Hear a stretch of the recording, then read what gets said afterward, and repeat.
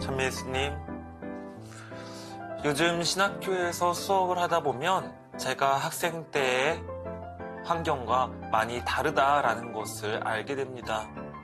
예를 들면 많은 학생들이 컴퓨터를 들고 와서 작업을 하기도 하고 필기를 하기도 합니다. 제가 신학생 때에는 노트북을 교실에 들고 들어온다라는 것을 상상할 수가 없었습니다. 그 이유는 뭐냐 하면 일단 와이파이 같은 인터넷 시설이 사회적으로도 신학교 안에도 당연히 제공되지 않았었고 무엇보다 배터리 문제가 있었습니다. 오랫동안 컴퓨터를 배터리를 이용해서 사용할 수 없었기 때문에 모든 컴퓨터를 다 코드를 꼽아서 사용할 수 없었고 그래서 사실 우리는 손필기를 해야만 했습니다. 하지만 요즘 학생들은 패드를 이용해서 아주 다양한 색깔의 펜을 이용해서 또 필기를 하기도 하고 또 한편으로는 인터넷을 검색하면서 여러 가지 정보를 얻어가면서 유용한 도구로 수업 때 컴퓨터를 활용하기도 합니다. 자, 이러한 것처럼 인류는 사실 아주 적은 시간에 이 여러 가지 과학기술들, 특별히 AI 기술 등을 이용해서 여러 가지 기술을 발전시키고 있습니다. 정교한 기술, 통합적인 시스템, 무한히 축적된 지식 정보가 이제는 우리에게 계속해서 쏟아지고 있다라고 할 수 있습니다. 자, 이러한 현대의 과학기술은 지금 이 순간에도 발전하고 있으며 우리의 삶에 깊이 관여하고 있습니다. 그래서 이러한 혁명적인 기술의 한가운데에 있는 이 시기를 우리는 4차 산업혁명이라고 부르게 되었습니다. 사실 처음에는 이것이 3차 산업혁명의 연장이냐 아니면 정말 4차 산업혁명이 시작된 것이냐에 대한 의견들이 분분했습니다. 그럼에도 불구하고 이제는 4차 산업혁명이라는 용어를 우리가 빈번히 사용하고 있는데요. 그 이유는 속도와 범위, 시스템이라는 세 가지 요소 때문입니다. 한마디로 이전의 산업혁명과 비교했을 때 현대의 과학기술은 선형적인 속도가 아니라 아주 기하급수적인 속도로 빠르게 발전하고 있다라는 것이죠. 그리고 그것은 특정한 장소와 분야를 떠나서 모든 국가와 산업에 영향을 미치고 있다라는 겁니다. 그리고 이러한 환경은 인간의 생산 활동을 시스템 관리에 예속시켜서 굉장히 급격한 변화를 가져오고 있다라는 것이죠. 특별히 이러한 변화의 중심에는 인공지능이 있습니다. 컴퓨터 환경에 내장된 알고리즘을 통해서 인간이 수행할 수 있는 지능적인 작업을 모방해서 처리하는 시스템, 그것이 바로 우리가 흔히 알고 있는 인공지능입니다. 이 AI 기술은 우리의 일상적인 삶에 아주 깊숙이 침투해 있죠. 예를 들면 우리가 정말 대수롭지 않게 사용하는 것들이 다 이 AI 기술에 편입된다라고 할 수 있습니다. 아주 단적인 예를 들어서 스팸 메일을 걸러주는 기능이라든지 아니면 로봇 청소기라든지 이러한 사소한 기술들조차도 우리는 사실 AI 기술을 이용하고 있는 것이다 라고 할 수 있습니다. 전통적으로 인간만이 수행했던 노동의 측면을 AI가 대체하고 있기도 합니다. 이용자의 정보 사용 내역을 토대로 새로운 자료를 제공하는 검색 시스템, 내비게이션 프로그램, 수많은 산업 로봇들, 각종 음성 인식 프로그램, 자, 이 모든 것들이 사실상 AI를 기반으로 하고 있다라는 것을 우리는 잘 알고 있습니다. 자, 이러한 과학기술에 대해서 교회는 어떻게 이야기하고 있을까요? 사실 과학기술에 대해서 이야기를 할 때 우리 신자분들이 많이 오해하시는 부분이 있다라면 교회는 이러한 기술에 별 관심이 없다 혹은 아예 동떨어져 있는 또 다른 영역으로서 존재한다. 그런 오해를 많이 하십니다. 하지만 교회는 당연히 인간의 사회 환경 또한 과학기술에도 아주 지대한 관심이 있습니다. 자, 그리고 이러한 과학기술의 긍정적인 측면을 당연히 고려하고 있는데요. 이러한 과학기술에 대해서 교회는 이렇게 이야기합니다. 하느님께서 인간에게 안겨주신 창의력의 놀라운 산물이 곧 과학기술이다라는 것이죠. 새로운 기술은 인간의 한계를 극복시키고 개선시키고 발전에 이바지하기 때문이다라고 할 수 있습니다.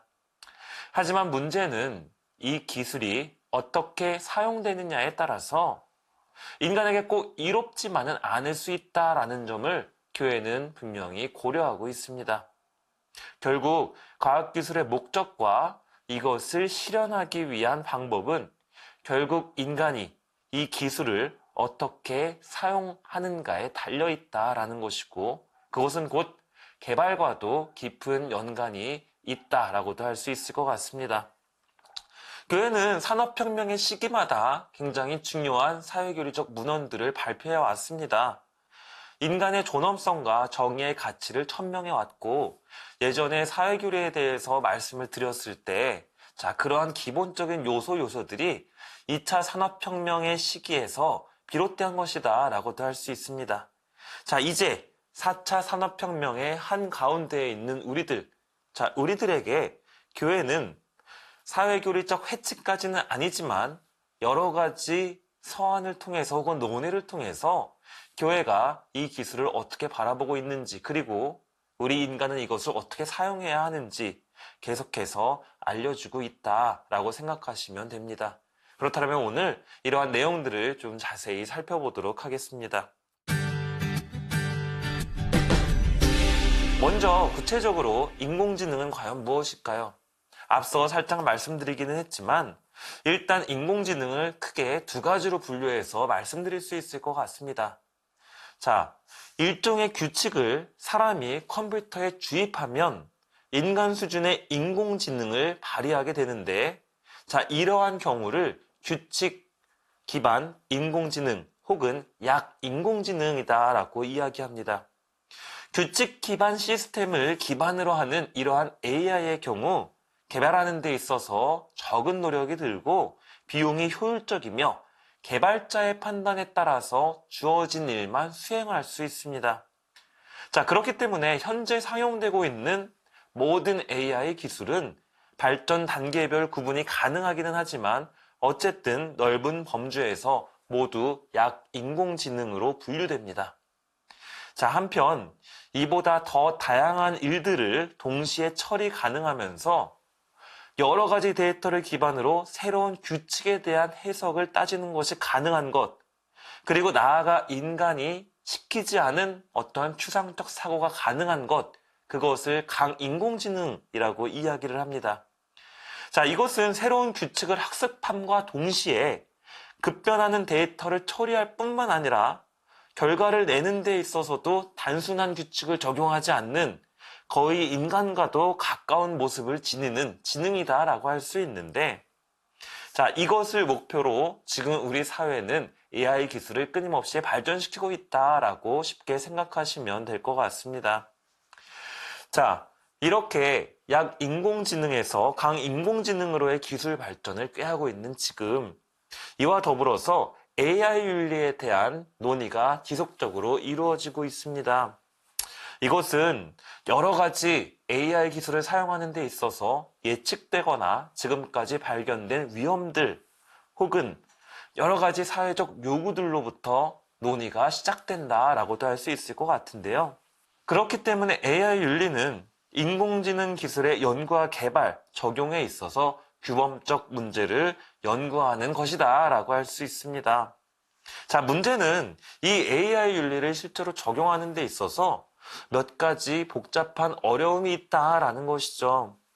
그것은 첫 번째로 지능을 보유한 현대 과학기술에 과연 기존의 전통 윤리학이 합당한가에 대한 문제입니다. 즉, 지능을 보유한 현대 과학기술은 인간이 아니죠. 그러나 전통 윤리학은 인간으로서의 윤리를 대부분 다루고 있습니다. 그러다 보니까 윤리라는 것이 인간이 아닌 사물, 즉 과학기술에도 해당이 되는가에 대한 문제가 여기에 담겨져 있습니다. 또 다른 문제로는 AI 기술의 적용 범위가 너무나도 넓다라는 것이죠. 응용 산업의 종류가 너무나도 많아서 저마다 각자 다른 방식으로 AI 기술이 쓰이고 있기 때문에 균일한 윤리적 가이드라인을 제시하는 것이 과연 가능한가에 대한 문제가 바로 여기에 달려있다라고 볼 수 있습니다. 실제로 AI는 어떤 분야뿐만이 아니라 안전, 의료, 국방, 금융, 복지 등의 다양한 분야에 응용되고 있는 것이 현실입니다. 그렇기 때문에 단순한 윤리 세칙을 일일이 다 적용될 수 있도록 만드는 것은 굉장히 어려운 일이다라고 할 수 있겠죠. 이러한 가운데 교회 역시 AI와 관련된 문제들을 유의 깊게 바라보고 있었습니다. 그리고 4차 산업혁명과 관련된 주제들에 대해서 점차 목소리를 내게 되었는데요. 2017년 교황청 문화평의회는 인류의 미래, 인간학에 대한 새로운 도전이라는 주제로 총회를 열었습니다. 그리고 교황청 생명학술원은 2020년 2월 로마의 호소라는 문서를 프란치스코 교황님의 서명과 함께 내놓게 되었습니다. 그런데 이 로마의 호소는 교황청이 발표한 아주 독립적인 문서다라고 할 수 없습니다. 왜냐하면 이 문서를 작성하는 데 있어서 다양한 각계의 사람들이 함께 참여했고 이 문서의 서명에 교황청 생명 아카데미 의장, 마이크로소프트 최고 법률 책임자, IBM 수석 부사장, FAO 사무총장, 이탈리아 혁신부 장관 등이 함께 동참했기 때문이죠. 그리고 이후에 여러 종파의 수장님들께서 여기에 동의하고 서명함으로써 커다란 운동으로 점차 발전하고 있는 중입니다. 이외에도 특별히 프란치스코 교황님은 계속되는 서한과 회칙들 안에서 기술의 긍정적인 측면을 검토하는 한편 그에 대한 위험성 역시도 계속해서 지속해 왔습니다. 그래서 2020년 11월 교황님의 기도지향은 로봇공학과 인공지능의 발전이 언제나 인류에 도움이 되도록 기도합시다 라는 것이기도 했습니다. 자, 그렇다면 이 기술들의 부정적인 측면을 우리가 고려해 봤을 때 우리가 따라야 할 윤리적 세칙들은 무엇이 있는지 함께 살펴봐야 하겠습니다. 우리 교회는 과학기술을 양적인 것만이 아닌 질적인 것이다 라고도 이야기합니다. 인간의 과학기술은 인간의 문화와 긴밀히 연결되어 있다라는 것이죠. 그렇기 때문에 이 기술이 어떻게 수행되느냐에 따라서 인간의 정신과 사고방식에 굉장히 큰 영향을 미친다라는 것을 이야기합니다. 그러한 차원에서 여러 가지 인터넷 플랫폼들이 청소년들에게 악영향을 미쳐서 선진국들 혹은 서유럽의 나라들은 이것을 금지시킨다라는 법령을 낼 정도로 사회적인 이슈가 되었다라는 것을 여러분들은 잘 알고 계실 겁니다. 자, 그러한 차원에서 교회가 이야기하고 있는 AI 윤리, 즉 다른 각계각층의 사람들도 공감하고 있는 로마의 호소의 내용은 무엇인지 하나씩 살펴보도록 하겠습니다. 일단 로마의 호소는 AI가 영향을 미치는 세 가지 영역에 대해서 이야기합니다. 그중 첫 번째는 윤리입니다. 로마의 호소는 인간의 자유와 존엄이 가장 기본적인 기술의 조건이 되어야 한다라고 이야기합니다.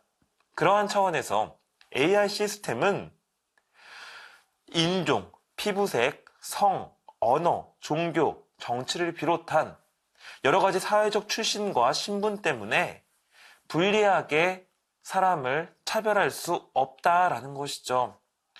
예전에 이러한 사례가 있었습니다. 특별히 2015년에 한 흑인 소프트웨어 개발자가 인터넷 검색의 사진 서비스에 대해서 문제를 제기한 적이 있는데, 자, 이것이 어떠한 것이었냐 하면 검색 프로그램에서 흑인을 검색할 경우 범죄자 사진이 나온다거나 아니면 흑인 친구들과 함께 찍은 사진에 동물의 태그가 자동으로 걸린다거나 이러한 문제들이 있었다라는 것이죠. 바로 AI 기술에 의해서 오히려 차별이 일어나는 혹은 모욕을 느끼게끔 하는 이러한 사례가 있었습니다. 이에 로마의 호소는 AI 시스템이 인간과 그들이 살고 있는 주변 환경을 보호하고 이에 봉사하기 위해서 구상, 설계, 구현되어야 한다라고 이야기합니다. 그리고 이것은 인간 모두가 빠짐없이 자신을 충만하게 실현하는 도구로서 AI가 사용되어야 한다라는 것을 의미하기도 합니다. 그렇다라는 차원에서 다음에 세 가지 필요 조건이 충족되어야 한다라고 이야기하는데요. 첫 번째, AI는 모든 사람을 포함해야 하며 아무도 차별하지 말아야 한다. 둘째, 인류와 모든 인간의 선익을 중심으로 여겨야 한다. 셋째, 기술의 발전은 지구를 지속 가능한 접근 방식으로 돌보고 보호하는 방식으로 특징 지어져야 한다. 자, 이것은 결국 평등을 넘어서는 가치를 추구하는 AI 기반의 기술이 어떤 식으로든 사람, 특히 가장 취약한 이들을 착취하는 데 사용되어져서는 안 된다라는 것을 의미하기도 합니다. 예를 들면 AI 윤리를 이용한 딥페이크라든지 아니면 성착취물과 관련된 범죄들, 이러한 것들은 전적으로 지양되어야 한다, 금지되어야 한다라는 것이죠. 자, 그렇다면 두 번째, 로마의 호소가 이야기하고 있는 AI가 영향을 미치는 영역, 두 번째, 교육에 대해서 말씀드리도록 하겠습니다. 자, 이 AI 혁신을 통한 세상의 변화는 젊은 세대들에게 특별히 많은 영향을 미치고 있는데, 특별히 교육과 관련된 부분에 있어서 여러 가지 불평등을 야기할 수 있다라고 로마의 호소는 이야기합니다. 물론 우리나라 같은 경우에도 여러 가지 혜택을 보지 못하는 사람들을 위해서 여러 가지 정책을 통해서 개인용 컴퓨터라든지 태블릿을 제공하게 되는 여러 가지 어떠한 법령들 혹은 사회적 혜택을 내놓고 있는데요. 이러한 것들이 보다 더 원활히 이루어질 수 있도록 해야 한다라고 로마의 호수는 이야기합니다. 자, 이것은 결국에는 기술의 발전으로 인해서 교육을 받지 못하는 이들 혹은 오히려 소외되는 이들이 생길 수도 있다라는 이제 고려다라고 할 수 있습니다. 자, 그렇다라는 차원에서 로마의 호소는 단순한 디지털 기술의 개발뿐만 아니라 각 개인이 얼마나 이것을 잘 사용할 수 있도록 할 것인지, 자, 그러한 부분까지도 신경 쓰고 있다라고 할 수 있을 것 같습니다. 그렇다라는 차원에서 우리의 어떠한 개인 생활, 사회 생활에 이것이 잘 유용하게 쓰여야 한다라는 것이죠. 또 한편으로는 교육과 아주 연관되는 내용은 아닐 수 있지만 이것을 사용하는 우리가 어떻게 공평하게 이 모든 것들을 사용하는 방법을 배울 수 있는가도 그래도 어느 정도는 관여되어 있는 주제다라고 할 수 있을 것 같습니다. 키오스크, 이러한 것들이 너무 복잡해지고 어려워진다라고 하면 이것에 어려움을 느끼는 사회 구성원이 생길 수 있다라는 것이죠. 로마의 호소는 이것을 교육 부분의 말미에 덧붙임으로써 이러한 것들 역시 사회는 고려해야 한다라고 이야기를 합니다. 자, AI 윤리가 영향을 미치는 세 번째 영역, 바로 권리입니다. 지금까지 말씀드렸듯 인류와 지구에 봉사해야 하는 AI 개발은 모든 사람의 권리를 위한 것이어야 한다라는 것이죠. 그렇다라는 차원에서 구체적인 방법을 로마의 호소는 제시하는데 설명의 의무와 윤리적 알고리즘 비전을 제시합니다. 설명의 의무는 AI 기술의 기본 바탕이 되는 알고리즘이 어떠한 방식으로든 설명이 가능해야 한다라는 것입니다. 알고리즘 이면에 있는 프로그램의 논리에 대한 정보가 사람들에게 구체적으로 제시될 수 있어야 한다라고 이야기하는 것이죠. 자, 그러한 차원에서 디지털 세계에서 이루어지고 있는 여러 가지 피해를 보거나 어떠한 존엄성이 훼손되는 경우 그것에 대한 책임을 개발자들이 분명히 가져야 한다라는 것을 이제 이야기한다라고 할 수 있습니다. 그리고 이 로마의 호소는 AI 기술에 고려되어야 할 6가지 원칙들에 대해서도 이야기하는데 이 6가지를 아주 간단히 말씀드리자면 첫 번째, 투명성입니다. 이것은 앞서 말씀드린 내용과도 다소 비슷한 이야기인데 AI 시스템은 원칙적으로 설명 가능해야 한다라는 것이죠. 두 번째는 포용성입니다. 모든 사람의 필요가 고려됨으로써 모두가 혜택을 누릴 수 있어야 하고 각각의 개인들은 자신을 표현하고 성장해 나갈 수 있도록 최상의 조건을 제공받을 수 있어야 합니다. 세 번째는 책임감입니다. AI 사용을 설계하고 배포하는 사람들은 책임감과 투명성을 가지고 일을 진행해야 한다라는 것입니다. 네 번째는 공정성입니다. 편견에 따라서 AI를 만들거나 개발하지 않음으로써 공정성과 인간의 존엄성을 모두 보호해 주어야 한다라는 것이죠. 다섯 번째는 신뢰성입니다. AI 시스템은 인간이 신뢰할 수 있게 작동되어야 한다라는 것입니다. 마지막 여섯 번째는 보안과 사생활 보호입니다. AI 시스템은 안전하게 작동해야 하며 사용자들의 사생활을 존중해야 한다라는 것이죠. 자, 이렇게 오늘은 AI 윤리에 대해서 알아봤습니다. 생각보다 우리가 사용하고 있는 많은 기술들, 자, 그 안에 담겨져 있는 윤리적인 요소들, 자, 그 대표적인 AI 윤리 기술에 대해서 알아봤는데요. 교회가 이러한 사소한 기술들 혹은 과학기술들까지도 모두 다 신경 쓰고 있다라는 것, 그리고 그것은 하느님의 질서에 맞는 방향으로 우리를 이끌기 위한 것이다 라는 것 또한 함께 생각해 볼 수 있을 것 같습니다. 그렇다면 우리는 현대 과학기술을 과연 하느님의 질서에 알맞게 사용하고 있는지, 혹은 질서와 상관없이 나의 즐거움만을 위해서 도구로 사용하고 있지는 않은지 깊이 함께 고민할 필요도 있을 것 같습니다. 감사합니다.